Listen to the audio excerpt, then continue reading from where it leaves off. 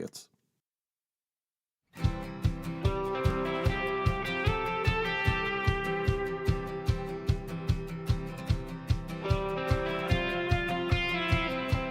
Good morning and welcome to Connecting America on the USA Today streaming channels. I'm Jim Rosenfield alongside Dave Briggs here at the Sunrise Diner here in Roselle Park, New Jersey on this Thursday morning. Good morning to you. Cheers, man. Cheers. Wait, I got two coffees You here. got two coffees? Which one am I going with?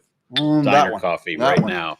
Good Thursday morning, and it is a great Thursday morning in the world right now. I mean, there's celebrations all around the world. Israelis and Palestinians are dancing in the streets. Huge news. Literally. Historic news out of the Middle East. That's what we're starting with. Kudos, President Trump. Yeah. Have you heard? It's been all over the place. Hamas and Israel have reached what has the potential to be an historic ceasefire deal. Now, this is coming from both President Trump and Qatar's foreign ministry spokesperson this morning. This would be the first phase of this ceasefire plan. It includes the release of all 20 living hostages. The White House says that will happen Monday now.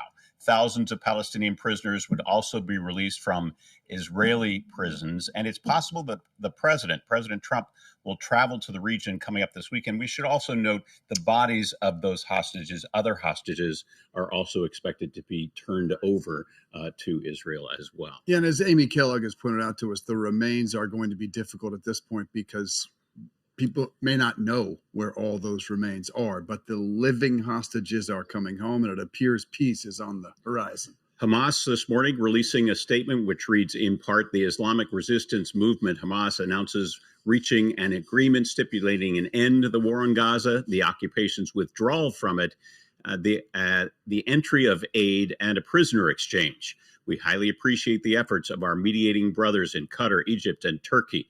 It goes on to say, we also value the efforts of U.S. President Donald Trump, who seeks to bring about a definitive end to the war and a complete withdrawal of the occupation from the Gaza Strip. President Trump also been on Fox News last night. He's been posting as well on Truth Social. He said, this is a great day for the Arab and Muslim world, Israel, all surrounding nations, and the United States of America. He said in this Truth Social post, we thank the mediators from Qatar, Egypt, and Turkey as well, who worked with us to make this historic and unprecedented event happen. There's been a lot of talk about key parties involved. Jared Kushner also involved in trying to broker this peace deal. And still much, though, to be nailed down, absolutely, including demilitarizing Hamas. But I do think this is what we've been waiting for, the unconventional tactics of President Trump. We've been waiting for that art of the deal to deliver. And look, I know his critics don't want to do it, but I hope they give him credit, because Netanyahu, who posted this morning, I thank from the depths of my heart President Trump and his team for their mobilization and for the sacred mission of releasing our hostages. So I hope even Trump's critics can applaud the extraordinary efforts here. And for the latest, let's bring in Connecting America foreign correspondent Amy Kellogg. Amy, just extraordinary news this morning. Can you tell us what has been agreed to? I know it is so rare to be able to report a positive foreign news story. So this is truly a moment. What we know so far is that Israel's government needs to officially sign off on the deal, and they're meeting to do that today. And that is expected to happen, even if some of the right-wing members of Benjamin Netanyahu's cabinet have said they will vote against it. And then the withdrawal will begin once that happens. The withdrawal of Israeli troops to a agreed point will happen presumably by the end of the day on Friday. And then the hostages, as you've mentioned, are expected to be handed over. The living hostages are expected to be handed over and reunited with their families on Monday. We also are hearing that President Trump is likely to travel to the region, address Israel's Knesset or parliament on Sunday, and perhaps visit other parts of the region. Gaza has even been thrown out there by the Arab press as a possible destination, also Egypt. So that itinerary far from nailed down at this point. I don't even think there's confirmation that he will travel, but it's very easy to imagine that he would want to be there for his victory lap, as yes, all sides are praising President Trump for this, what appears to be very historic deal.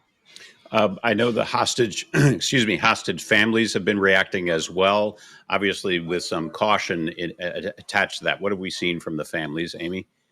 Oh, we have seen celebrations in what one family member has said should no longer be called Hostage Square in Tel Aviv, but Returnees Square.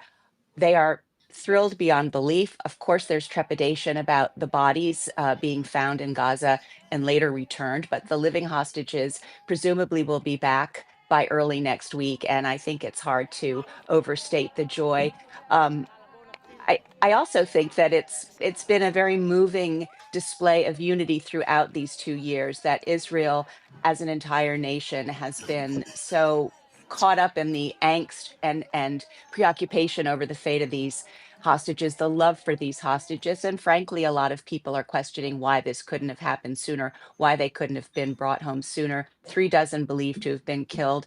I think it's important also to point out the joy experienced in Gaza. And I have to say, I felt quite moved to see people dancing in the streets, because I started to think about where they're going to go. The bombs will stop falling, but where are these displaced people going to go? There's barely a house standing in Gaza. And one quote that circulated in the press this morning from one Gazan was, I have mixed feelings. I have joy, I have fear, and I also have memories. So I think it's important in all of the jubilation to think about what awaits those people who need to Yeah. get on with their lives. And maybe you just hit on it, Amy, but if there's one word of caution that you might have, one, yeah, but we still need to see this, or what concerns you about this next phase? For this to be truly historic, because there have been, I mean, this is the biggest war that Israel has been in with, at least with the Palestinians, but possibly since its existence. I think it is the longest war since Israel came into existence, but it's been cyclical with the Palestinians. So for this to be truly historic, it needs to last. And for it to last, frankly, there does need to be a Palestinian state, which is something Prime Minister Benjamin Netanyahu has said that he is against. He will not live forever. This process will be long, but I think that's the big background. That's the big elephant looming in the room and in the region. Other sticking points will be the disarmament of Hamas and the composition of a security force to oversee security, obviously to prevent flare-ups from happening. It's not just Hamas in Gaza Yeah. now. There are militias Mhm. who have gained strength as Hamas has petered out. And then the composition of a ruling authority. For now, the Palestinian Authority wants to get back into the picture, but that is not going to happen until it's been reformed. But all of those issues have been kicked forward to another time. But I think the fact that there are so many important players behind this wanting it to work out, from the Arabs to the Americans to the Europeans, there's going to be real pressure to push this forward step by step. We had that moment yesterday, Amy, when we saw Secretary of State Marco Rubio passing President Trump that note, then whispering in his ear. Talk us through what happened there.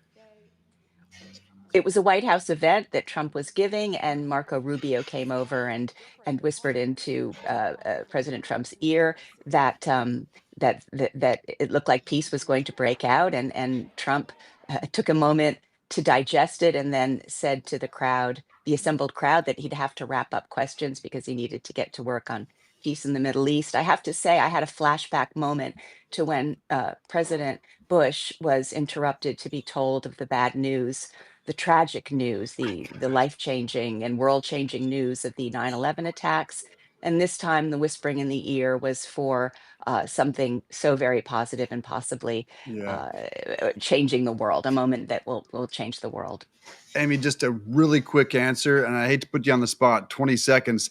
Will President Trump, can he win the Nobel Peace Prize? It's awarded tomorrow morning.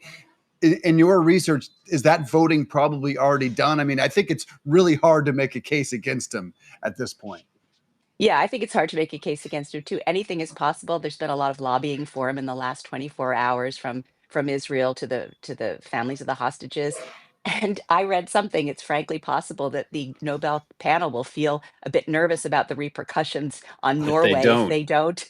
So Exactly. I don't know. I They can't tell should. you, Dave. Yeah, Yeah. they should, because it could look really bad. A moment of drama Yeah. tomorrow morning, definitely. Amy Kellogg, thanks for being here to weigh in on all this. He would be the fifth U.S. president to be awarded the Nobel Prize. Well, and if a that lot were of to people are happen. bringing up this morning why President Obama won the Nobel Peace Prize. Far, far, far, far less significant than this accomplishment. Something less tangible. It was about yes, it was more extraordinary theoretical efforts to honestly. Strengthen international diplomacy. Correct. Yeah. The first was Teddy Roosevelt, 1906. Good context. Yeah. All right. We are now into week 2 of the federal shutdown. So Washington's got some work to do, right? No end in sight. There was another failed vote just yesterday. And also, let's say things are getting heated at the Capitol. First, let's listen in. New York Republican Representative Mike Lawler and Minority Leader Hakeem Jeffries. They got into a shouting match, taking verbal shots at one another. Let's listen. From your boss? Why don't we sign on right now? Did your boss Donald you Trump? can easily extend Did your the boss, ACA did your right boss now. Donald Trump He's give not you? my boss. Yes, he is. No, he's not. And by the way, So let me ask you a why question. did you vote to Let me shut ask the you a government question. down? You Why know did you I- vote to shut Let it me down? ask you a question. For years, you always Well, lectured about making- how we need to you're keep the making government You're open. making a show of this to No, make it's yourself sad. relevant. It's sad. You could It's easily an sign on to You're this. embarrassing You yourself could right sign now. on to this. The only You're embarrassment chasing here is you. clout. You're an You embarrassment. could sign on to the bill. Let me ask you a question. You have 4 Oh, and the frankly. cameras all around there. Yeah. That was just the undercard, Dave. The main event was when Arizona's Democratic Senators Mark Kelly and Ruben Gallego butted heads with Republican House Speaker Mike Johnson right there in a congressional hallway. About a 3-minute exchange. We've got about 40 seconds worth for you right here.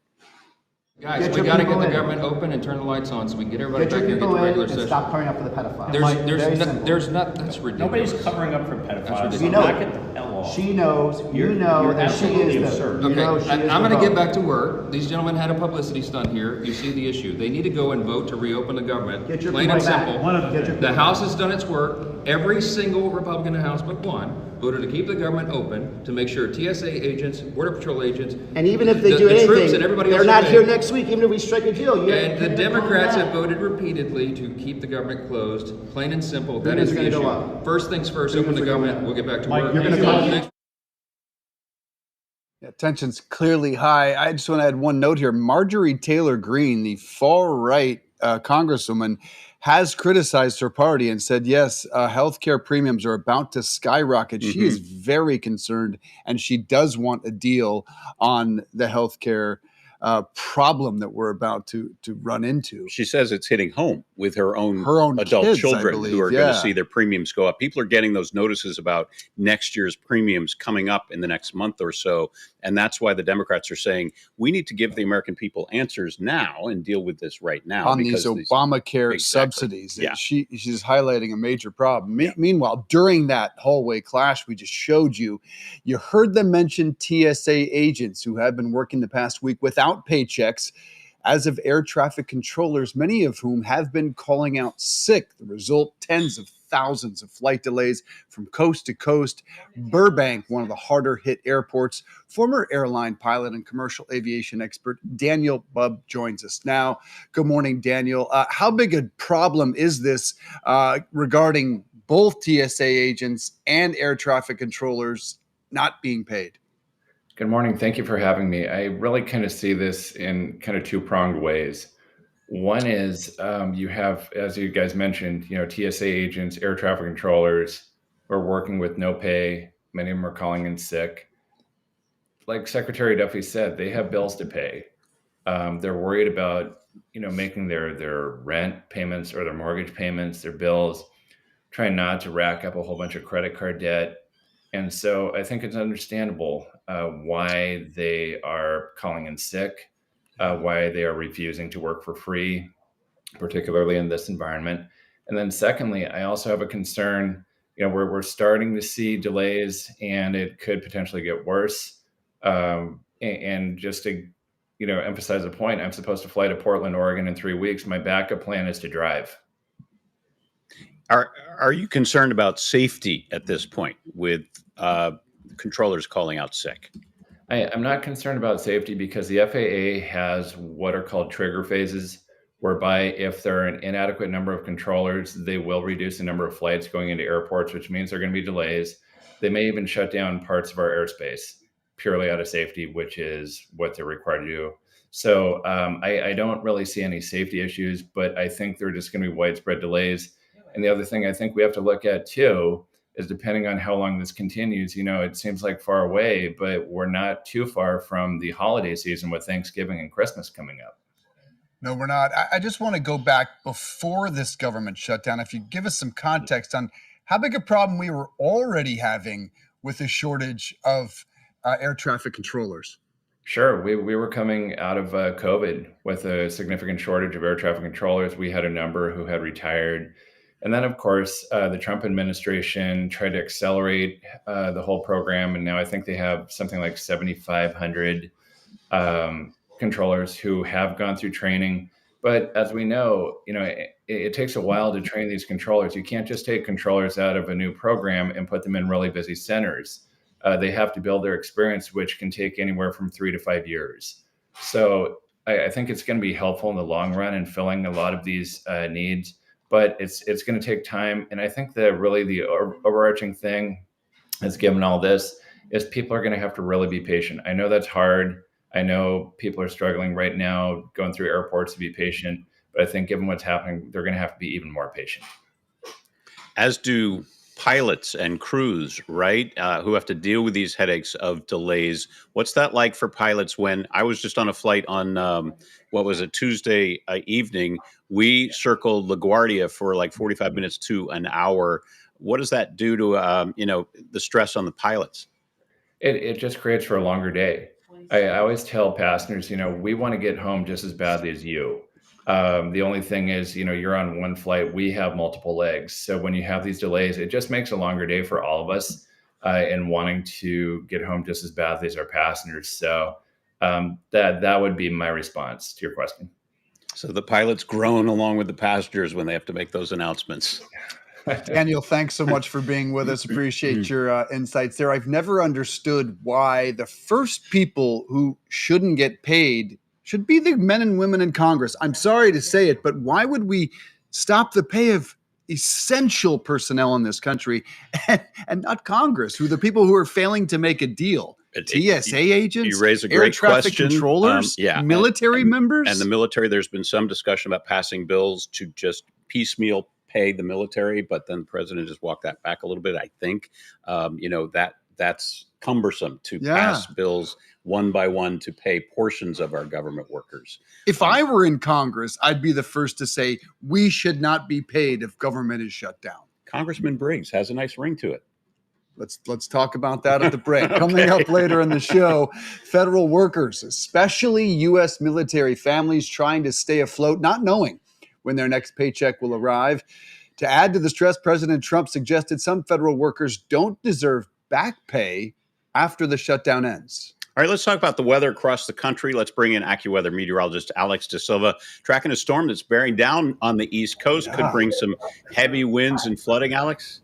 Yeah, certainly so. We'll start with Jerry here quickly. This is not going to be a threat to the United States. This one's going to be making that hard right-hand turn away from the United States. Could still bring some impacts, rain and wind, to the northern Lesser Antilles. But the good news is, again, it's going to be making that hard right-hand turn out to sea.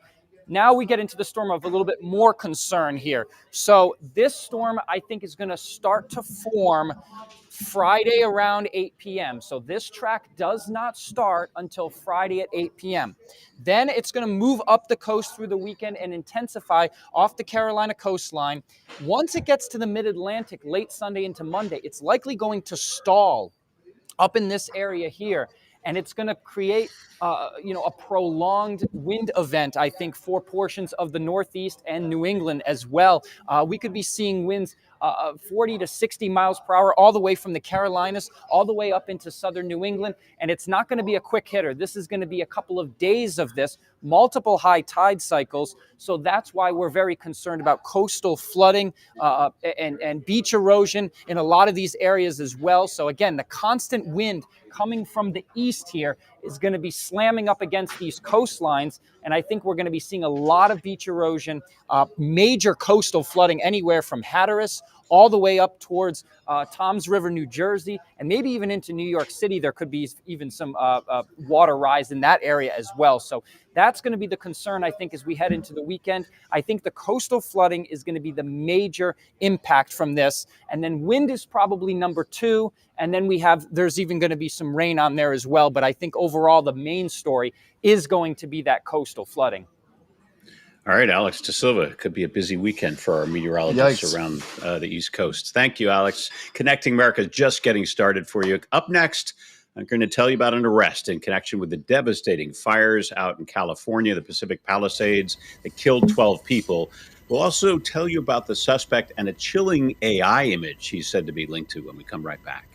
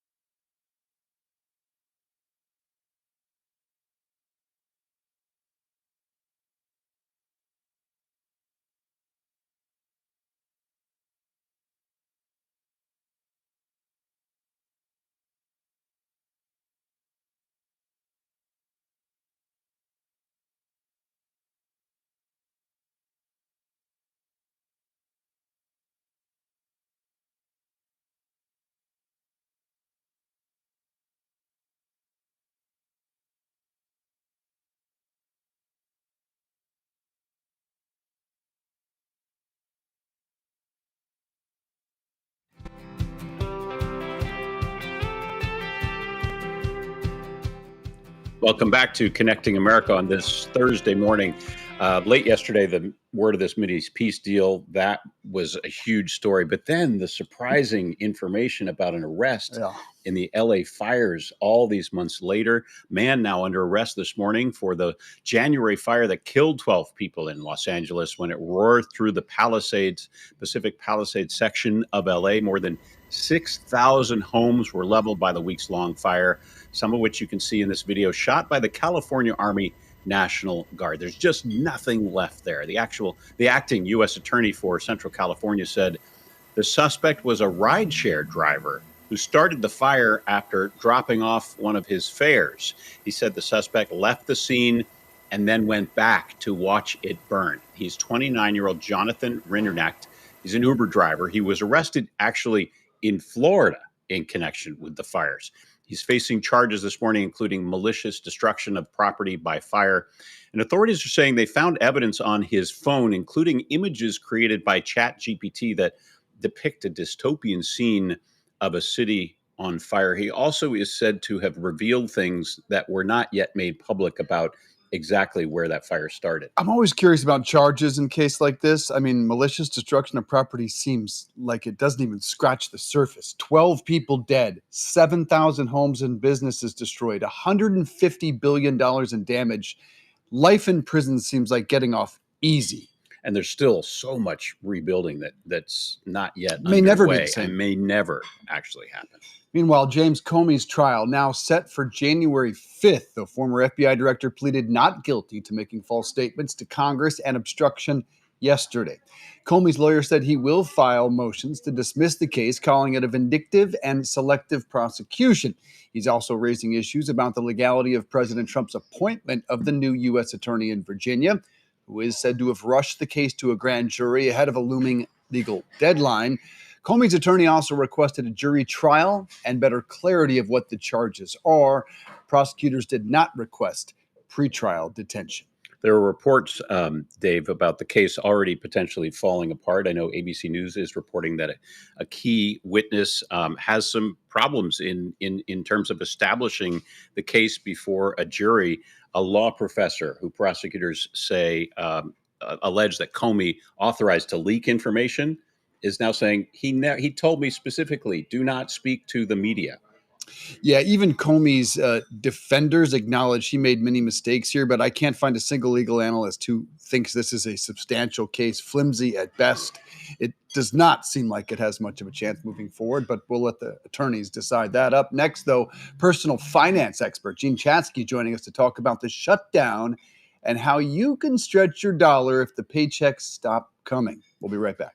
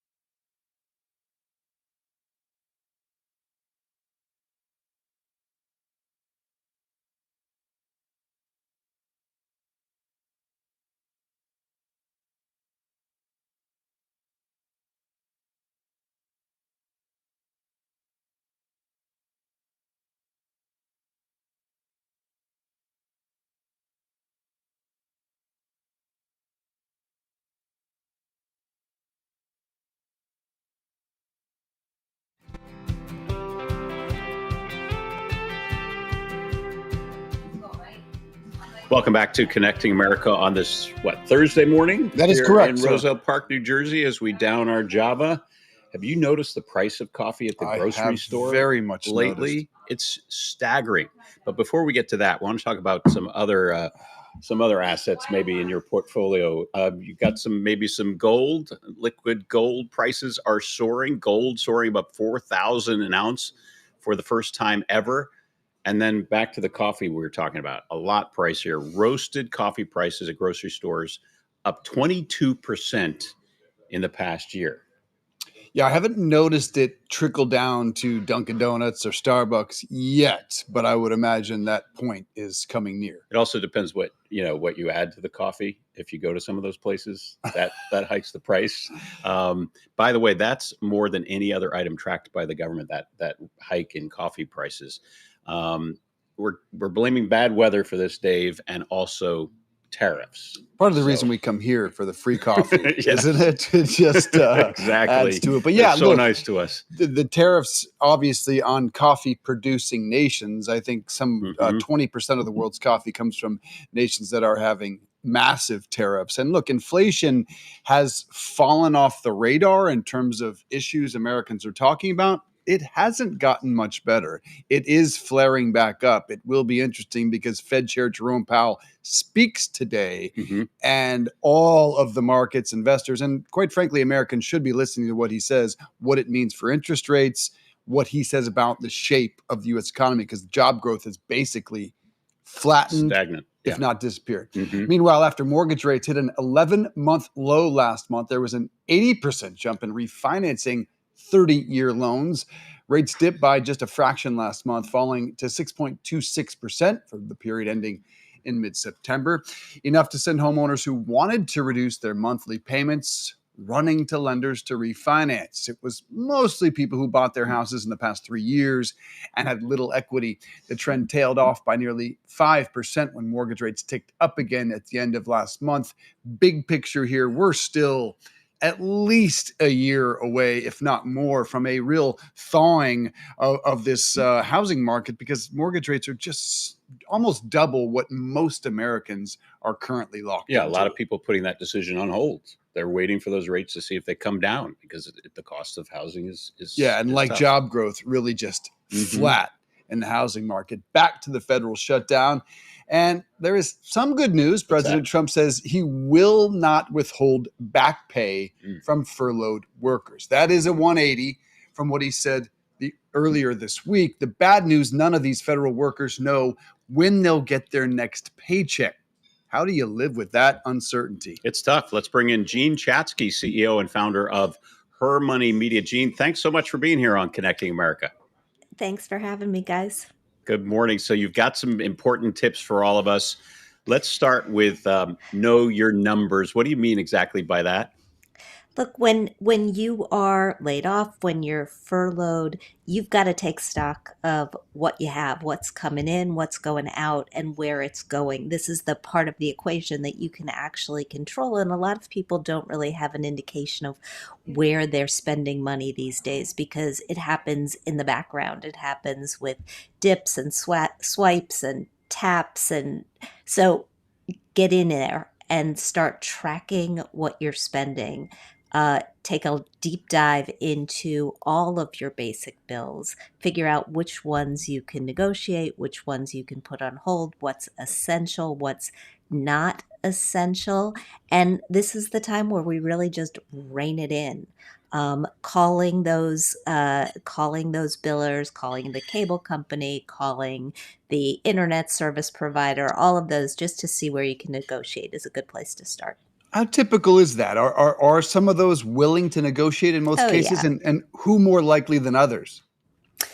Look, the cable company, the phone company, the wireless provider, those folks are willing to talk about what package you're on, whether they have a different package. They change these things up all the time, and you can get rid of some services, bring others on. I know a lot of people who are, Gen Z and millennials who play the game where they just have one streaming service at a time. They watch all the things they want to watch, then they cancel it, they go to the next streaming service. It's just a way to sort of rotate the bills and and bring the cost down. If you can't pay, it's a different conversation. And if you've got credit card bills, you've got a mortgage, you've got a car loan, and you think you're getting to the point where you are not going to be able to make those payments, you want to get ahead of that. Don't wait for the companies to contact you. Call the companies and explain what's going on. You've been furloughed. You expect to be back in the workforce soon. You want to pay them. You just can't pay them right this second. And ask for some sort of a plan, some sort of relief where they'll pause a payment for a month or two. They're usually willing to do this, and often they're not going to report it to the credit rating services, so you don't have to worry about your credit score tanking when this happens. So don't be afraid to have that dialogue. That's an important tip. I was wondering about this. If you're a furloughed government worker, do you file for unemployment right now? You do. If you need the money, particularly, you should file for unemployment. Things are moving slowly right now, and so it could take a little while for those payments to come in. But what you need to know, what's very important, is that if you get that back pay, they can ask for the money back. They can ask for a refund. So don't spend it unless you have to spend it, or at least be prepared to pay it back. The other way that this sometimes gets handled is that if you file for unemployment again in the future and they have calculated that you owe them money rather than the other way around, they may withhold those future benefits. Meanwhile, if that's not enough, inflation, as I mentioned, flaring back up in many cases, in particular with coffee and steak and many grocery items. Any other tips for Americans right now that are struggling to make ends meet, how to stretch things a little bit? There are loans out there for furloughed workers. A lot of people don't know about this. Senator Bernie Sanders actually posted a list on his website of places that are providing loans for furloughed workers. Many of them are credit unions. If you belong to a credit union, that's a great place to start. Go in, have a conversation, or pick up the phone, have a conversation. Ask if there's any relief in the system. Also, get in touch with your own representatives in Congress. Sometimes there are state or local programs that offer some relief or some loans as well. Gene Chatsky, so many great tips to help people out there who may be struggling right now or just worried about how they're going to pay their bills during these uncertain times. We appreciate you being here. And Connecting America will be right back.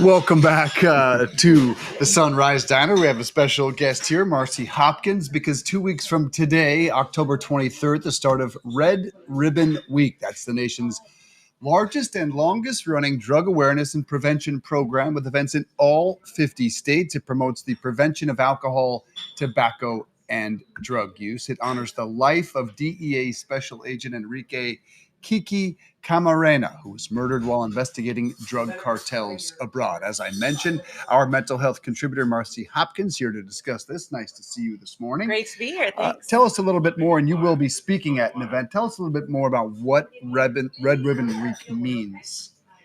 Yeah, well, first off, it is the fight against drug abuse in our states, right? Mm-hmm. 1 in 6 Americans fight against substance use disorder in America. So it is an epidemic. It is something that we need to be addressing. And this is about bringing awareness, the prevention available, the recovery options that are available, and breaking the stigma, because we stay sick in the silence. So that's why it's so important to talk about this. And Kiki, he was a DEA agent, and he gave his life to the fight against drugs. And he actually was in Mexico, and he was investigating the drug cartel. He actually, I think he shut down one of the biggest marijuana crops there. And he was kidnapped, tortured, and killed in the line of duty. And so his family and the community in California, where he was from, started wearing these red ribbons and in honor of him.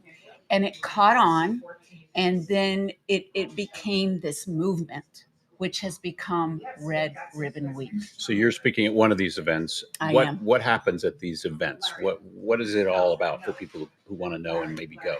Right. So, for instance, right here in Union, New Jersey, where we are, there is a walk that's happening this weekend. Yes, Red Ribbon Week is October 23rd to the 31st, but we actually are having this event this weekend, October 11th. And there is a walk put on by Prevention Links here in New Jersey. And it's all about bringing awareness to the community, what is available to them, prevention that is available to them, the science-based recovery options that are available, and just bringing hope and the camaraderie. And for instance, for me, I'm 10 years sober, so I'm going to be walking in honor of that. And also, my mother died from substance use disorder. So it's all of us coming together to walk first, to honor ourselves or somebody in our families that we love, that are in recovery or maybe that have passed away. And then there's a huge fun festival that's happening. And so everyone in the community will be coming together, and there'll be rides, and there'll be pony rides and food trucks and pumpkin painting. So, and then they'll have all of the vendors there that are giving materials that can help those in the community. A recent Gallup poll showed drinking in the United States at an all-time low, 54%. Are we making progress in terms of addiction, though? Well, we are making progress, but the reality is addiction is a disease, and it's not going anywhere. And there are so many that are suffering with addiction, and we need to continue to talk about it. So, and the reality is young adults are the ones that are suffering most. The percentage of young adults far surpasses those that are over 25, and they're the ones suffering most. So yes, the Gen Zers are not drinking as much, and that's fantastic.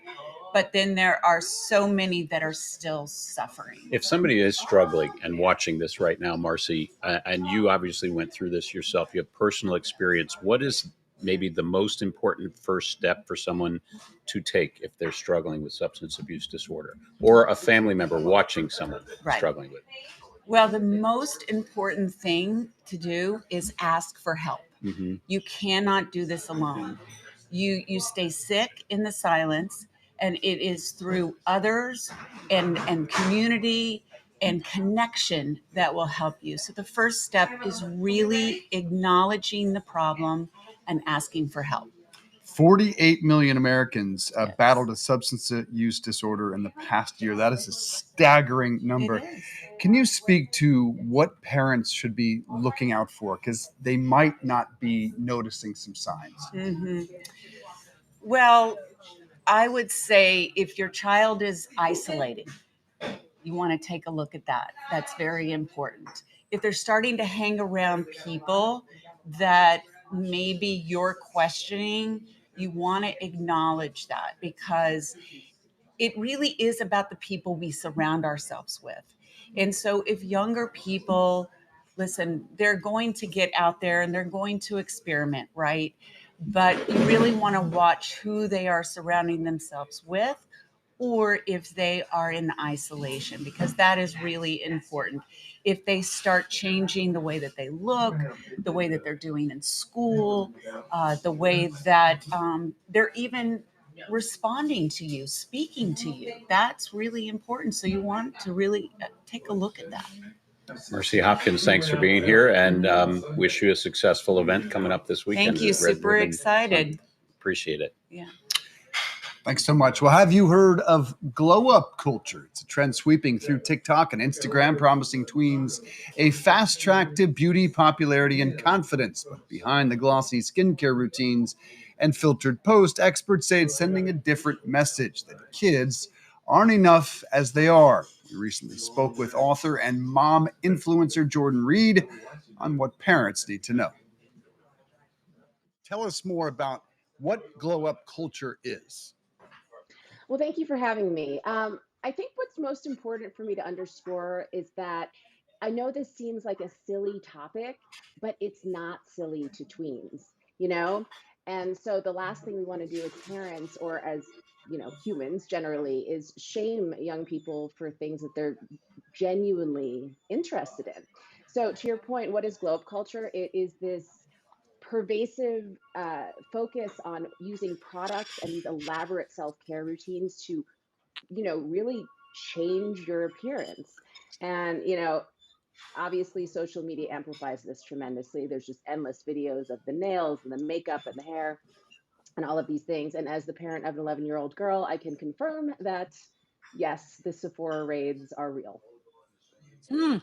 And so, Jordan, is it more than just what we see there in some of the videos, or girls applying makeup to look much older and more sophisticated? Is there more Right. to it than that? Well, yeah, physically, tweens and teens are often using products that aren't designed for their skin. I mean, the products I put on my 40 something face are essentially acid. I don't think that Mm. my daughter should be using those. They can be a really serious irritant. But psychologically, we're talking about an age where they're just starting to figure out who they are and really struggling to belong. And these kinds of routines can feel like a shortcut to belonging. And of course, there's also the fact that it really highlights socioeconomic differences between kids in a way that I do think is really tough. You touched on this a little bit earlier. You were talking about not just shrugging this off as another trend. Why do you Mhm. caution parents not to just be so flippant or to shrug it off?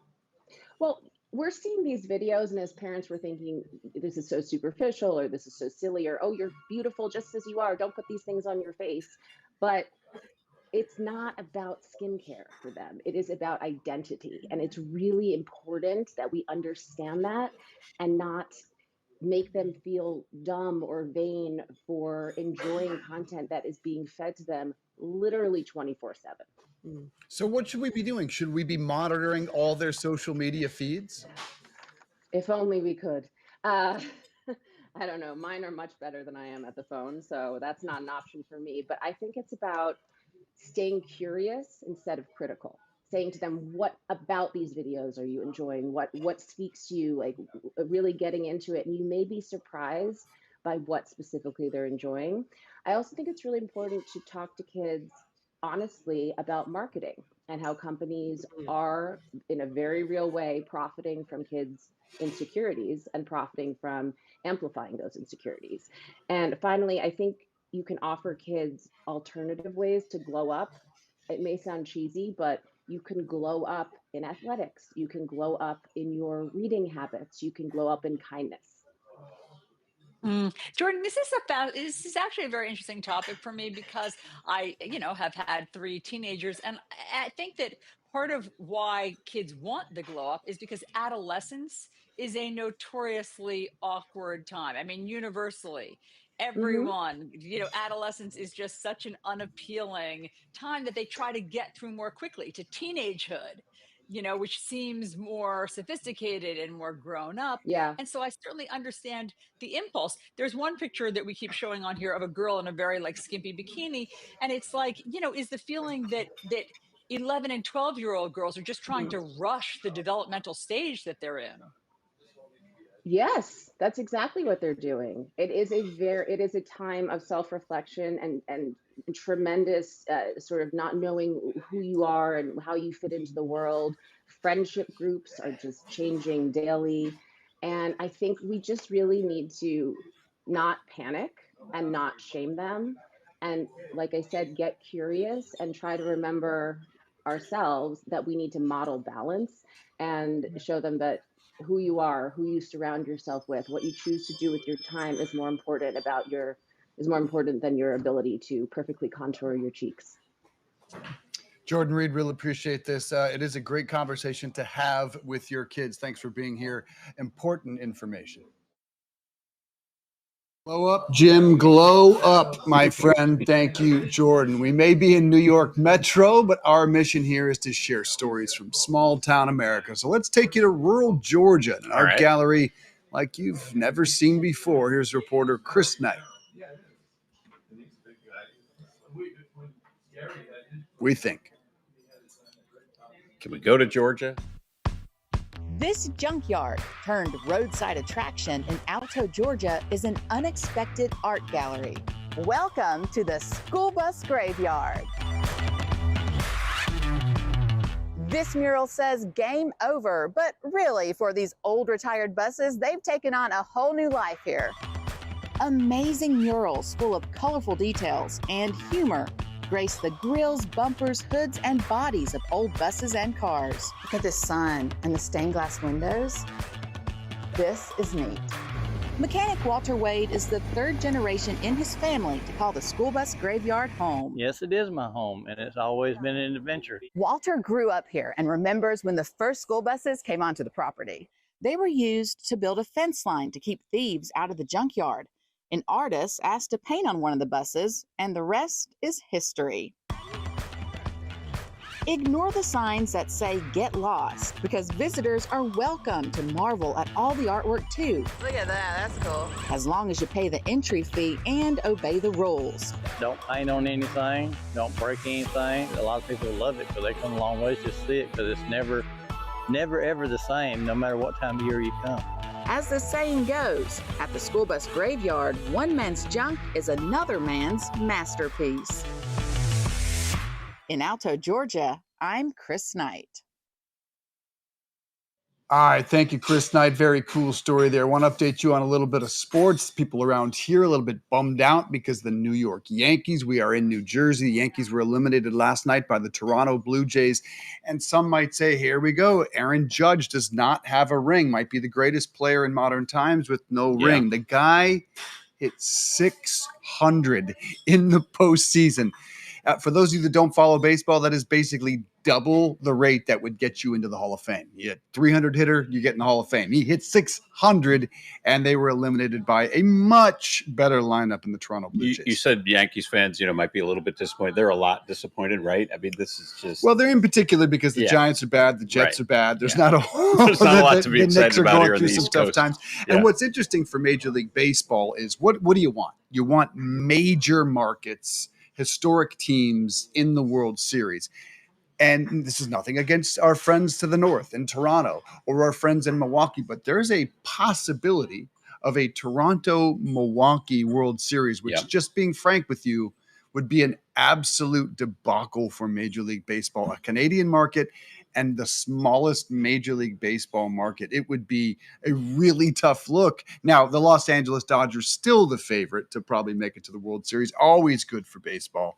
It's just interesting to watch how these big versus small market teams play into the ratings and ultimately the rights fees. Baseball to football. What's coming up? Eagles, right? Eagles playing? Giants on Yeah. a Thursday night Amazon football game, and Jackson Dart's second start for them. And the Philadelphia Eagles, the Super Bowl champs, coming off of a loss. We haven't seen that in a while. They lost to the Broncos, so they will be hungry and they will be ready to go against the Giants. That They're one's hungry on dogs. Amazon Prime. If you want to connect with us, you can download the Best of Connecting America each day wherever you get your podcast. Just type in Connecting America in the search bar. You can also follow us all over social media. You name it: Facebook, Instagram, TikTok.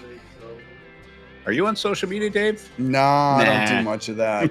Check me out on Instagram, Dave Briggs TV. We'll be back at the top of the hour as the diner fills up. See if we can talk to some of the folks here. Yeah, you can find me at Jim Rosenfield. There you go, baby. Very easy.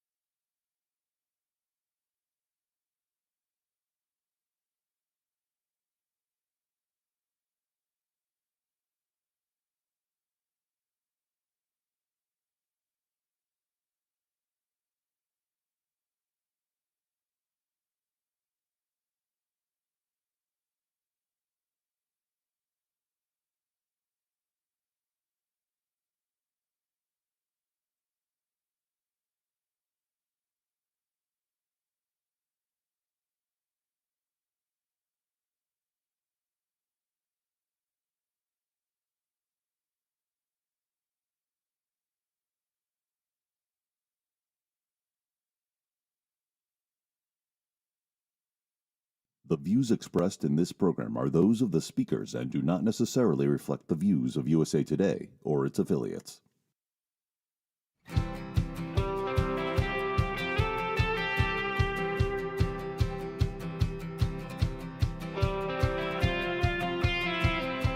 Good morning. Welcome to Connecting America on this Thursday morning. I'm Jim Rosenfield. Dave Briggs right here with me at the Sunrise Diner here in Roselle Park, New Jersey. Good to see you, my friend. How you doing this Thursday I am morning? well. We're almost to Friday, Dave. That was the first thing on my mind. It's Yes. not Thursday. It's almost Friday. It's almost Friday. Big news coming out of the Middle East. Just Monumental, massive, earth-shattering type of news. Just beyond 2 years since Hamas invaded Israel, took those hostages, killed thousands. Now we have word of a peace deal, a ceasefire deal between Israel and Hamas this morning. This is coming from both President Trump and Qatar's foreign ministry spokesperson. This would be the first phase of this ceasefire plan. It includes the release of all 20 living living hostages, I should say, possibly as soon as Monday. The remains of the other hostages also set to be turned over, but we know that could take longer because Hamas is saying it does not control some of the areas where some of those bodies may be. Hamas also releasing a statement which reads in part, the Islamic resistance movement. Hamas announces reaching an agreement stipulating an end to the war on Gaza, the occupation's withdrawal from it, the entry of aid, and a prisoner exchange. It goes on to say, we highly appreciate the efforts of our mediating brothers in Qatar, Egypt, and Turkey. We also value the efforts of U.S. President Donald Trump, who seeks to bring about a definitive end to the war and a complete withdrawal of the occupation from the Gaza Strip. As we said, this is monumental. If this deal holds, there's still much to be worked out, including Hamas agreeing to lay down its arms and in exchange for amnesty for Hamas if they do so. Laying down their arms might be the biggest question, I think, remaining on this 20-point President Trump peace deal. Also, 250 Palestinian prisoners would be released as well, and 1,700 Gazans detained during the war. There is a lot of moving parts still yet to be worked out, but needless to say, a big breakthrough in the war between Israel and Hamas. President Trump announcing on Truth Social that Israel and Hamas have signed off on this agreement for what he calls the first phase of a peace plan, and all the hostages will be released soon.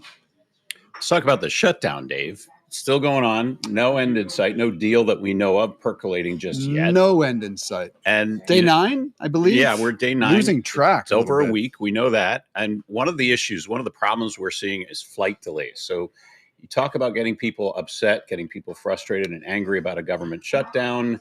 It's hard enough to travel these days, right? Wouldn't you say?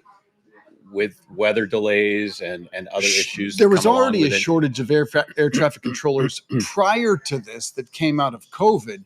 And it is, a little context here. The last shutdown was the longest ever. 35 days in 2018 into 2019. And what really put the pressure on? Flight delays and frustrations at airports. We've seen thousands of those delays from coast to coast since this shorter shutdown. Transportation Secretary Sean Duffy says one of the reasons for staffing shortages at the airports, growing number of air traffic controllers who've now been calling out sick. They also don't know when they're going to get their next paycheck. Paychecks are on hold during the shutdown. USA Today consumer travel reporter Zach Wichter is joining us here on Connecting America this morning. Zach, thanks for being here. We appreciate it. Yeah, my pleasure. Thanks for having me. First of all, tell us about these delays. Are they expected to get worse as this goes on? Yeah, so, one of the things that's important to remember during the shutdown is there are certainly delays that are attributable to the shutdown, but not all of the delays that have happened since the shutdown started are directly attributable to what's going on. We've had weather. There's also this long-term staffing issue that the FAA has had. So the shutdown is happening against this backdrop. That said, we have seen some airports have to delay flights coming in because of specifically shutdown-related air traffic control issues. Staffing in some of the towers has been even lower than it already was. And so the longer the shutdown goes on, the more likely it is that air traffic controllers are not going to be able to come to work because they're missing their paychecks. There's too much stress on them. They might have to pick up an odd job to help bridge the gap. And so, as you said, in previous shutdowns, we've seen the longer it drags on, the more impact it starts to have directly on flights, and that exacerbates the problem for everyone. And unfortunately for everyone, I'm checking the betting markets this morning. They say the shutdown will last 25 days, and it's just been a line pretty much straight up in terms of less optimism day by day. So tell us, what's your advice to people? Should they hold off on booking travel? I wouldn't necessarily go that far, because while we are seeing some strain on the system as a result of the shutdown, it's still extremely safe to travel. And for the most part, flights are still operating as normal at this point in the shutdown. What I would recommend if you are traveling is to leave yourself a little bit of extra time. You know, TSA officers are also working without pay, and so we may see the same staffing issues at TSA lines, which means security lines could wind up being longer the longer this shutdown drags on. And so the most important thing is just going to be patient, leave yourself a little bit of extra time, and be prepared for some disruptions when you travel if the shutdown really drags on. Zach, we've seen some airports named maybe as being more problematic than others. Are there certain regions where you can expect these delays to be more problematic? It's really hard to predict. We've seen sort of pop-up delays at different places. So the first airport that reported a serious problem was Burbank in California. They had a number of air traffic controllers who were unable to go to work one night. The tower there was unstaffed for the evening. That led to delays at that airport. The next day, it sounded like things got back to normal at Burbank, but we saw a similar problem in Nashville. And so it's really unpredictable. It's just a matter of the specific conditions on the ground, I guess, at each airport. Yeah, some people were kind of stopped in their tracks when you just said that. Unmanned air traffic control tower. That sounds terrifying to me. Should people be concerned about their safety? No, there are no real safety concerns as a result of this. What the FAA does in situations like that, and that's why we're seeing these delays, is they slow the number of flights that are coming in, or they reduce the number of flights that are coming in, so that the air traffic controllers who are kind of patching that gap in the system are able to handle the flights that are operating safely. That's why we're seeing delays and not crashes, right? So it's still extremely safe, and the FAA and all of the stakeholders are trying to keep traffic volumes manageable for the air traffic controllers who are still working through this. All right, total curveball for you, Zach. Aisle or window? And for someone that travels like you, any tips on where we should be sitting in the airplane? For me, it really depends, especially on a long flight. I do prefer the aisle. If I'm flying overnight, I don't want to have to wake someone else up if I need to use the restroom. But on a shorter flight, I definitely prefer to look out the window. And so I think it really comes down to what each individual traveler feels the most comfortable with. It depends also, like if it's two seats and you're next to a spouse or, good friend, you don't mind, waking them up to say, I got to get up, because I like the window so I can freaking sleep. lean Yeah, against it and same, sleep. same. Zach Victor, thanks so much for being here. Appreciate it. All right, it's been quite a week for Katie Porter. She's a Democrat and former California congresswoman, now running for governor. Politico got its hands on this video of Porter blasting a staffer who interrupted her. Take a listen. 500,000 Californians dying prematurely to air pollution and other problems, and the state could lose. Get out of my fucking shot. I wanted to tell you that that's actually incorrect. It's not that it's electric vehicles. It's that if we don't meet the commitments under the Paris Climate Accord. Okay, it does. Okay, you also were in my shot before that. So that was from 2021. We want to point that out, right? Yeah, and not a good look, needless to say. That comes on the heels of this now viral interview. Porter getting into an exchange with CBS News correspondent Julie Watts. This was recorded last month, but just released yesterday. Take a listen. 40% of California voters who you'll need in order to win, who voted for Trump. How would I need them in order to win, man? Well, unless you think you're going to get 60% of the vote. You think you'll get 60%. Everybody who did not vote for Trump will vote for you. That's what you're saying. In a general election, yes. If it is me versus a Republican, I think that I will win the people who did not vote for Trump. I don't want to keep doing this. I'm going to call it. Okay. Thank you. You're not going to do the interview with us? Nope, not like this. I'm not. Not with 7 follow-ups to every single question you ask. Every other candidate has answered I don't our care. follow-ups. I don't care. I want to have a pleasant, positive conversation in which you ask me about every issue on this list. And if every question you're going to make up a follow-up question, then we're never going to get there. I don't want to have an unhappy experience with you. And I don't want this all on camera. I don't want to have an unhappy experience with you either. I would love to continue to ask these questions so that we can show our viewers what every candidate feels about every one of these issues that they care about.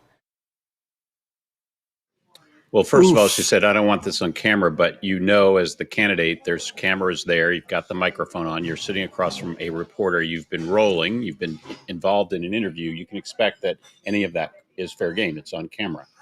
We should mention that Porter did release a statement about the first clip we showed, that political clip, saying she holds herself and her staff to a high standard, and she's sought to be more intentional in showing them gratitude for their important work. Of course, the problem there is you don't get to control what a reporter asks in an interview, let alone the fact that that was a very easy question to answer. If you can't speak to Trump supporters, why are you running for governor? Let's bring in our political analyst, Jim McQueenie here. Jim, you've worked with lots of candidates.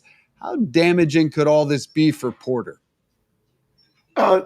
It's damaging in a way that most people aren't measuring this. They think it's an embarrassment and media criticism for it and that stuff. And it is that, and it will be that.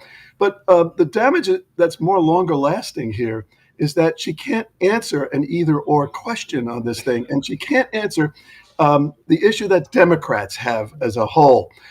77 million people voted for Trump. They voted for change. And they voted for a lot of other things. The Democrats right now have no easy answer to how to deal with this. And she was put in a spot where she had to be either or. It's a really, Dave, as you said, it was a really easy question. It was a beer ball softball toss, and she went wiggy over it.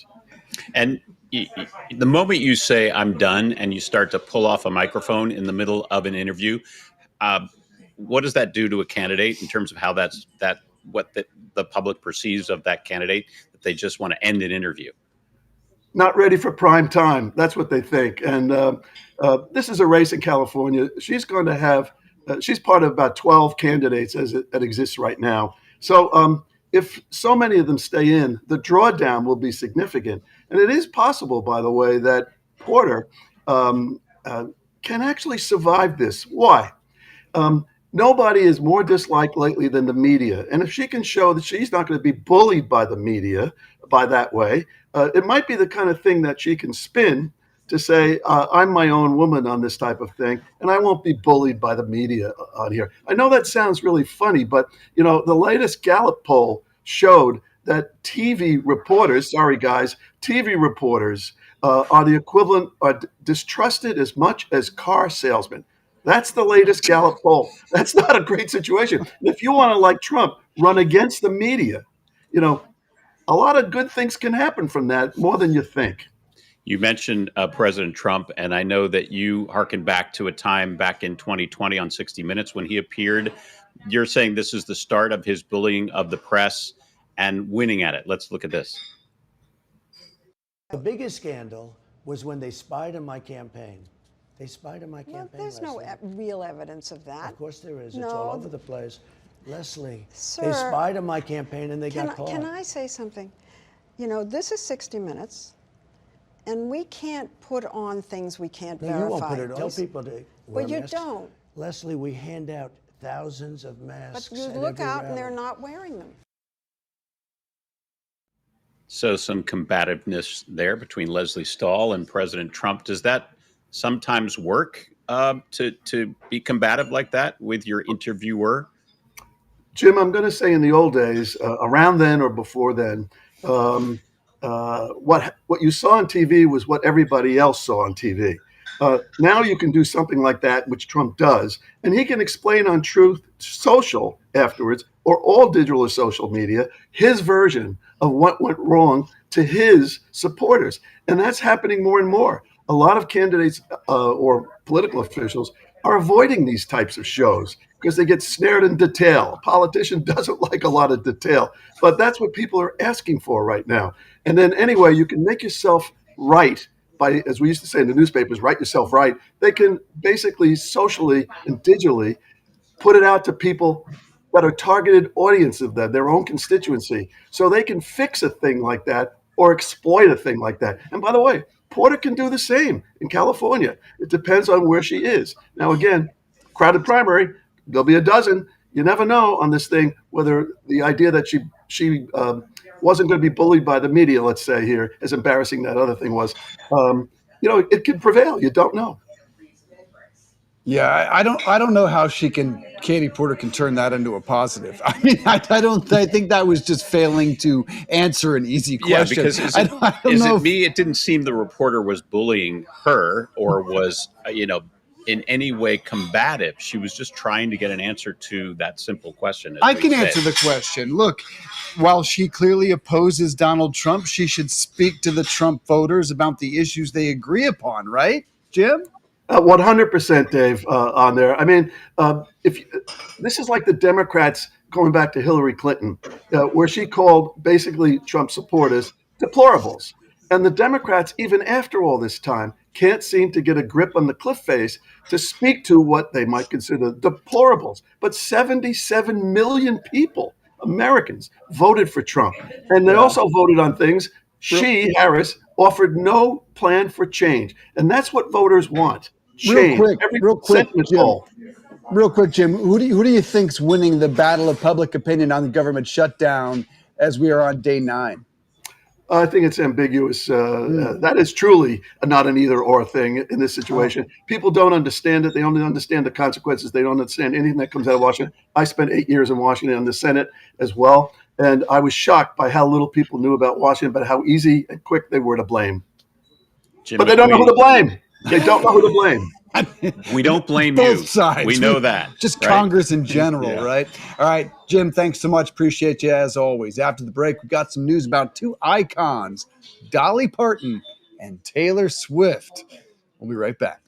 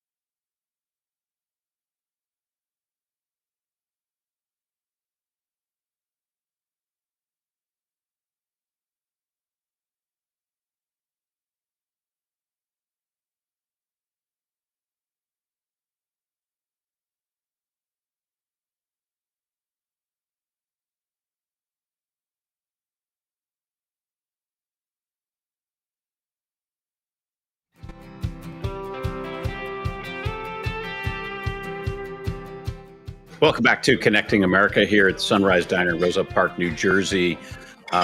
Lots of rumors about Dolly Parton. I think it was fueled in part by her own loved ones who were saying pray for Dolly. We know she's had some health issues. She's been very open about that. And she kind of addressed it head on. Did you see this? I did. Like two people can't go. Betty White and Dolly Parton. Like two American icons. Like I don't think those may be the only two people that both sides of the political aisle just universally love. They need to live forever. Absolutely. And Dolly is saying today, I'm okay. She actually postponed some concerts in Las Vegas. She had a residency coming up because of some health issues. That was last month. And then this week, a lot of fans got really concerned after, as we mentioned, her sister Frida posted on social media saying she was up all night praying for her sister Dolly. And then Dolly posted a clip on Instagram. She captioned it, "I ain't dead yet." She's so cute, right? She's an icon. Here's part of it. I wanted to say, I know lately everybody thinks that I am sicker than I am. Do I look sick to you? I'm working hard here. Anyway, I wanted to put everybody's mind at ease, those of you that seem to be real concerned, which I appreciate. And I appreciate your prayers because I'm a person of faith. I can always use the prayers. God bless Dolly Parton. Can I just say? Yes, absolutely. We all agree. She said at one point there was some report that Reba McEntire was at her deathbed or was with her. And this was interesting because she said, I think if I'm really on my deathbed, Reba's not the one who's going to be there with me. I don't know exactly if that's a feud or just she meant it'll be family. Yeah, my family will be there with me. Either. She said, I love Reba, but I don't think she'd be the one that'd be right there at that moment. That video is clear. She's got a lot of life Seems to be doing okay. Meanwhile, Taylor Swift continuing her media blitz since the blockbuster release of The Life of a Showgirl. Last night it was Taylor on Late Night with Seth Meyers, where she was basically the entire show, and here's a small sample. I absolutely love it. It's like, I'm just so grateful. Like, I'm floored. I'm blown away by this week. I don't know how to say thank you enough for like everything that you guys have put into caring about the music and caring about this week. This is just like, we're doing this together. And I'm so happy about it. She brought him loaves of bread. She brought him bread. That's been her hobby. That was my favorite moment. Yeah. And joining us now, Brian West, our friend and Taylor Swift reporter for USA Today. Brian, good to see you as always, my friend. Jim and I agree that the bringing Seth bread was just so quintessential Taylor, and the puns they have no end. So for anyone who doesn't know, Taylor does love baking bread. There's the baker's gonna bake, bake, bake. She has been making these loaves that she learned during the COVID period, and she ties her songs to bread puns. So the latest one is The Fate of Ophelia, which of course, The Fate of Ophelia is her first single off her new album. She brought them with stickers, and they talked about it. She just loves talking about bread. Understand that NBC is going to air an extended version of her interview with Jimmy Fallon coming up on Friday night. Have we seen anything like that before? So with Jimmy Fallon, she was on three nights ago, October 6th, and that interview went so long. It was almost an hour-long interview that when it went to air, it was about maybe a 20, 25-minute segment. They did put most of that online, the extended cut version, but there was so much extra left over that on Friday, they will be doing kind of a part 2 of what people during prime time might not have seen. It's just been remarkable. I thought if you want to watch one thing, she did a breakdown of all the songs with Jimmy Fallon. It was like 10 plus minutes. And the whole crowd, I'm sure you saw this, Brian, the whole crowd knew every word of her album, which just came out like a few days ago. That truly was baffling to me. Do we have any sense of what's next for her? For Taylor, there's always a lot of curtains that she still hasn't opened. So we have a movie that she signed with Searchlight Pictures. We have Reputation. That was her 6th album. She has vault tracks associated with that. Her debut album turns 20 next year, and she said she's re-recorded it in kind of a more adult reflective version, looking back. So there's also the wedding coming up. She talked briefly about that on Seth Meyers last night. He asked her about wedding invitations because it sounds like she wants a large wedding. And he said, you should send out an evite, or if you're going to send out invitations, feel free to frame them. And she didn't know exactly how to respond to that, so she just said, thank you, that's so nice. She also talked about Super Bowl halftime show and why she is not performing. What did she have to say? So on the Jimmy Fallon, the Tonight Show with Jimmy Fallon, he had asked her about this. There were a lot of rumors that she wasn't doing the halftime show because she wanted to own her own performance rights. She said on that show that's simply not true. Jay-Z's company, Rock Nation, runs the Super Bowl, and they have a good relationship. The teams between Beyonce and also Taylor are very close. And so she said he had reached out to be like, are you maybe kind of interested? And she says her only main goal this year is to cheer on Travis Kelce's 13th year. She's there to support him in the games, and she's not even thinking about choreo or a halftime show. I'll tell you what, the NFL blew it not doing everything they can to get Taylor there. And the Bad Bunny press has just been, frankly, bad. And there's word that video of him sitting down during the national anthem at a ball game the other day. Real quickly, Brian, on this Taylor Swift media tour, has there anything that surprised you? Anything that you, of all people, learned? And this is a two-parter. I need your favorite song from the new album and why. Okay, so my favorite song is going between three: Fate of Ophelia, Elizabeth Taylor, and Canceled. I love Canceled one. so much. Pick one and Okay, tell me I'll pick why. Canceled right now. And it's just because I love the groove and the chorus, and it's that Reputation type of feel. The biggest thing, though, that surprised me was last night she was talking about Travis Kelce attending night 2 of the Eras Tour in London, and it was a VIP tent. You had Tom Cruise, you had all these stars, and he was so excited to meet Greta Gerwig, the famous director. And so he started talking to her, being like, hey, I'm just Ken too. I'm dating Barbie. And the woman was so just non-reactive and like, oh, that's so sweet. They later realized it was Hugh Grant's wife, not Greta Gerwig. It's such a funny story. It's such a great that was what I was watching this morning at like 5 a.m. He thought he was talking to Greta. He was actually talking to Hugh Grant's wife. So, Brian, with that favorite song, do you know all the lyrics? Oh, I mean, I've heard it enough that it's become second nature at this point. I just need to learn the choreography. Dave, if you want to do the Fate of Ophelia dance that's going viral, we can work on that.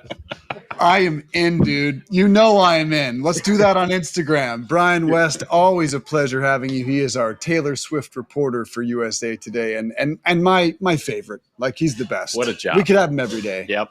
All right, after the break, we'll introduce you to the guy who's working on breaking a Guinness World Record that I'd like to go for, seeing the most NFL games live in a single season. We'll be back with that.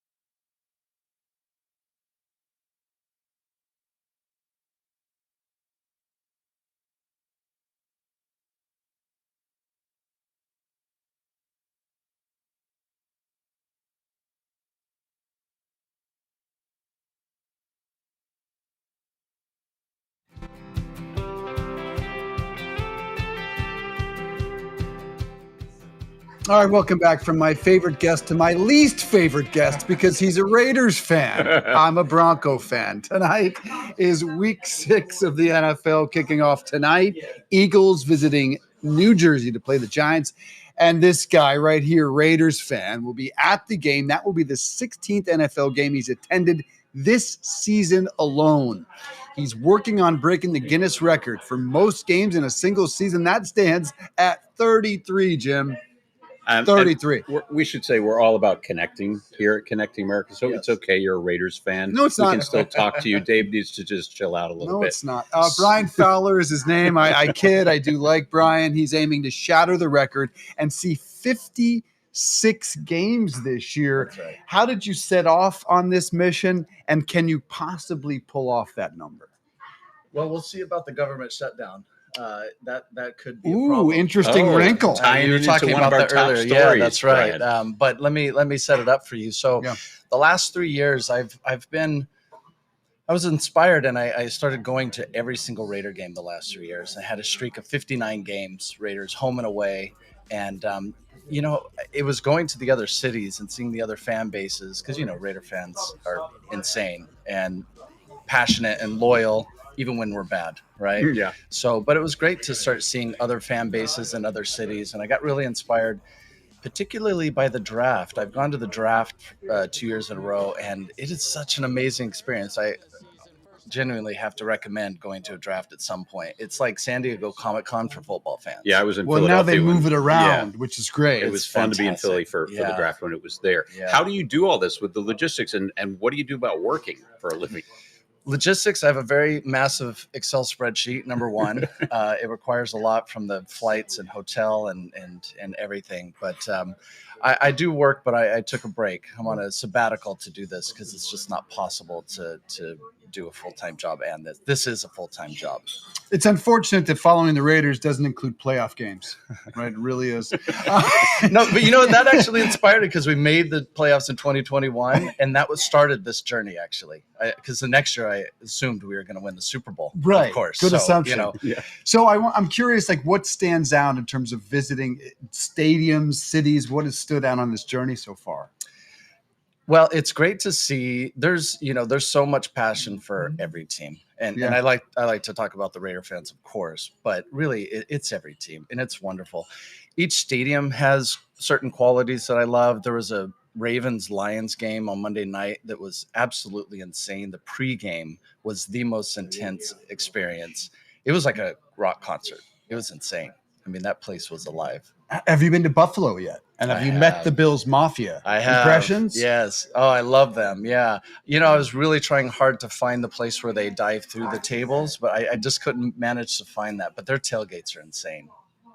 But it's also such an interesting location because it's outside of town. It's in a neighborhood. There's like houses just around, a little bit like Green Bay as well. But Green Bay, you're literally driving through this little neighborhood, small little houses, and then just boom, Lambeau's there. And Lambeau is gorgeous. You talk about the fans and their passions. What's been the wildest experience you've seen other than at Raiders games themselves? Philly opening night. Oh, yeah.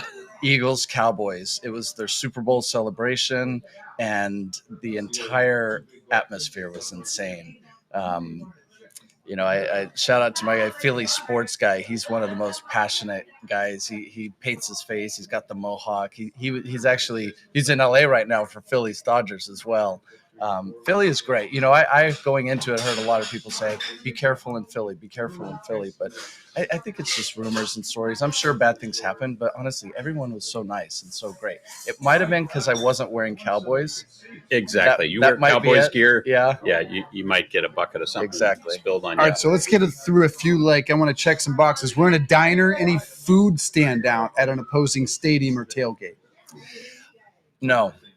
And I'm so sorry. I knew you were going to ask that. It's just part of the problem is this is a very expensive trip, and I've made a decision to stop doing food.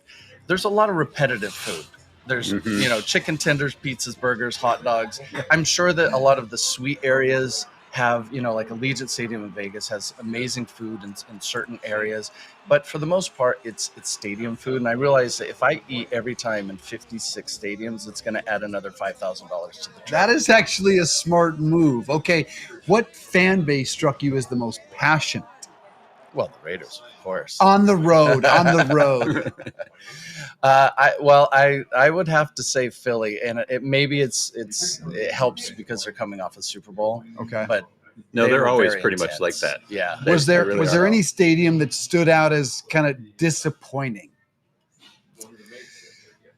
Jacksonville on Monday night was a little disappointing, although the game was spectacular. That was great, and they beat the Chiefs. This is the Chiefs game you were just there for. Oh, my gosh. That game was intense, and that touchdown at the end by Lawrence was insane. He fell over twice and still managed to get in. But Jacksonville was a little bit, but I think it's going under a renovation, so there was construction everywhere, and it was creating these choke points, and it was a little rough.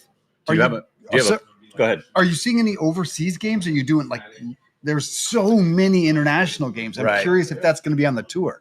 No, I'm trying to keep it Cost, domestic because of the cost and the time. I mean, every day that there's a football game this season, I'm going, with one exception, and that's Brazil on Friday night, that opening weekend, because I couldn't get from Philadelphia to Brazil fast enough. It's just not possible. So I didn't do that one, and I just decided to keep it domestic. I'm already going, pretty big with this, so. Do you have a favorite place to be sitting? You mentioned suites. You're not up in suites. You're out there with the regular fans. I'm there with the regular fans, which I have to be because I have to get witnesses to fill out forms for Guinness. The Guinness requirements are actually quite intense. But to answer your question, I prefer sitting up a little. I've sat, in the front many times at many games. It's great for the experience to be close to the players. But you can see the game a little bit more when you're up a little bit. What was the toughest ticket? That's a great question. I actually think Thursday night. I'm sorry, it's not Thursday night. Thursday Thanksgiving, Lions. Okay. Yeah. How do you get these tickets? Do you just go on StubHub or? Yeah, I typically go on Ticketmaster. They're directly affiliated with the NFL, and the thing is, you can buy the tickets very late and still get them on your phone quickly.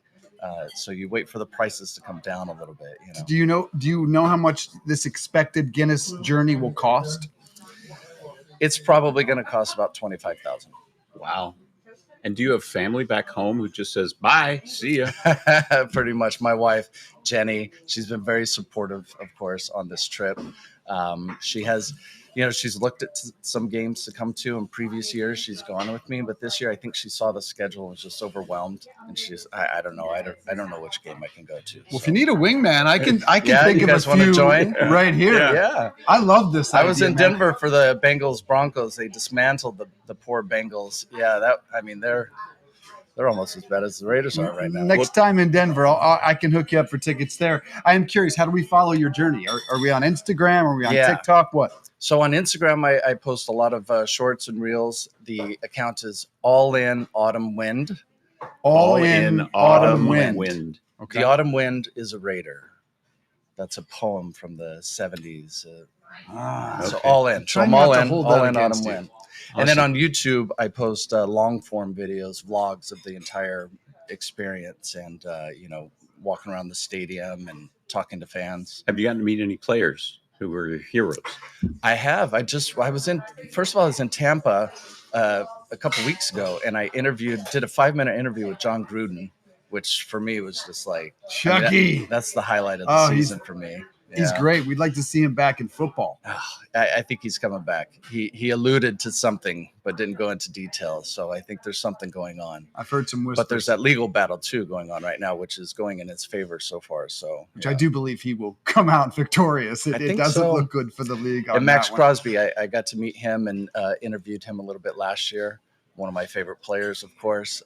So it's been really great. A lot of former players I've and met you post all this. I do. Yeah. Right. Yeah. Brian Fowler. What a journey, man. We'll go on a diner tour too while we're at it. Yeah, there we go. Oh, I'm sort of doing that in every city. He is connecting America. He's literally doing it through football stadiums, and we appreciate that. Brian, good to see you, sir. Thank you so much. All right, to this now, camp. It's not just for kids. When we come right back, we're going to show you a camp for adults only. So stay with us.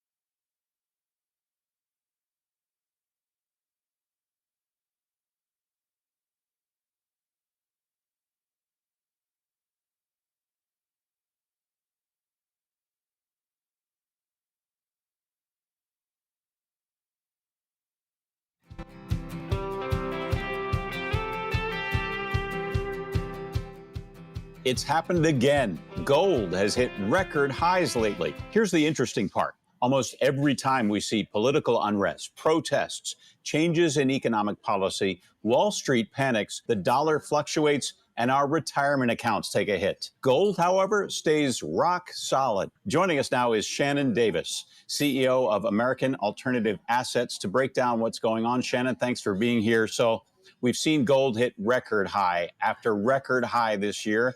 Why is that happening now? It's not random noise. It's because we're starting to see a lot of stress in our economic system, our global system. Jobs are disappearing. Last time we saw jobs disappear at this rate was our last downturn, 2008. I'm sure everybody remembers that. Tech industries, retail industries, service sectors, they're all cutting jobs. Political tension globally is shifting.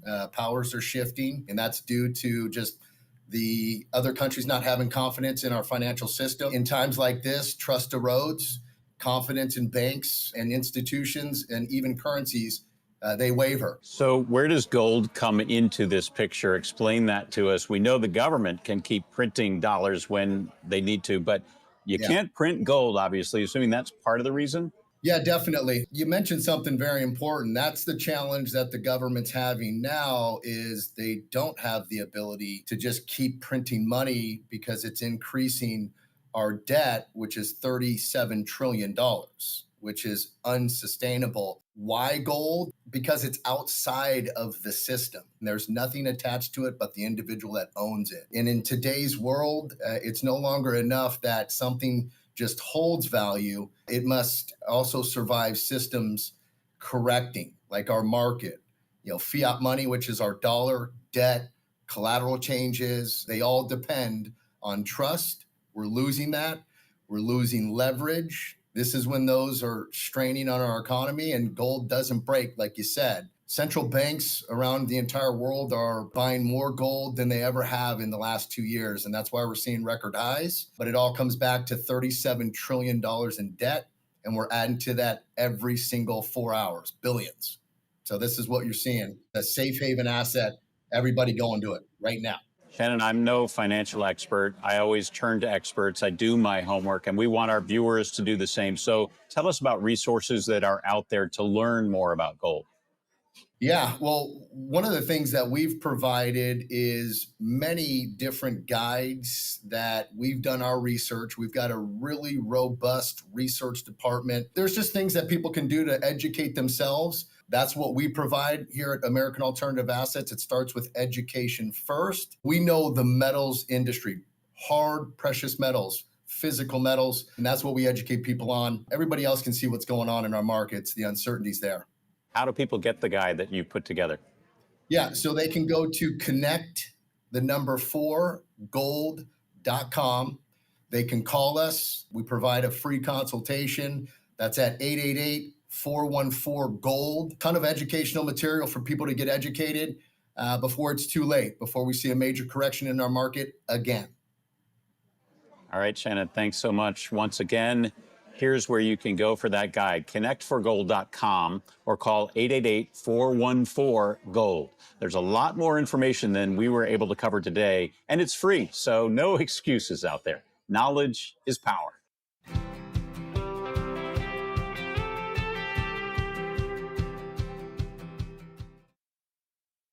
Yeah, we should note gold is at a record high right now, soaring above $4,000 an ounce. That's for the first time. And the S&P 500, by the way, also, and the NASDAQ expected to open the day at record highs as well. We're at a very weird time, economically speaking, because crypto is also, Bitcoin is near all-time highs at 123,000, something it's going to end the year at 200,000, and the markets are skyrocketing, to your point, but a lot of people are very nervous that they're just overheated, that it's this AI bubble that is really driving stocks to record highs, and if that bubble bursts, where do we go from there? It's really been about 10 stocks that have driven the market over the past several years. This is not a Trump economy. This is a Biden economy issue as well. So it's take politics out of this. It's been about 5 to 10 stocks driving the markets to record highs. It's not broad-based across all sectors. It's really those tech stocks. And then when you talk about the overall economy, we've been talking about this earlier in the program, the job the jobless market is not in sync with what we're seeing on Wall Street in terms job growth is almost zero right now, and some feel that was almost a positive that we didn't get the jobs number because of the government shutdown, because if we had, it might have been very bleak. But lot of different indicators on this economy. It's a tough one to analyze. Meanwhile, sleepaway camps for adults, they are not new, but now there's one just for women. It's called Camp Social, and it's got a special mission. USA Today reporter Rachel Hale writes about youth mental health for the newspaper, and that might give you a hint at what this camp is all about. Good morning, Rachel. Tell us about these sleepaway camps for moms. Hi, glad to be here. Yeah, so Camp Social was founded in 2023 by Liv Schreiber, and for a ticket price of $884, 450 women join me in the Poconos for the weekend.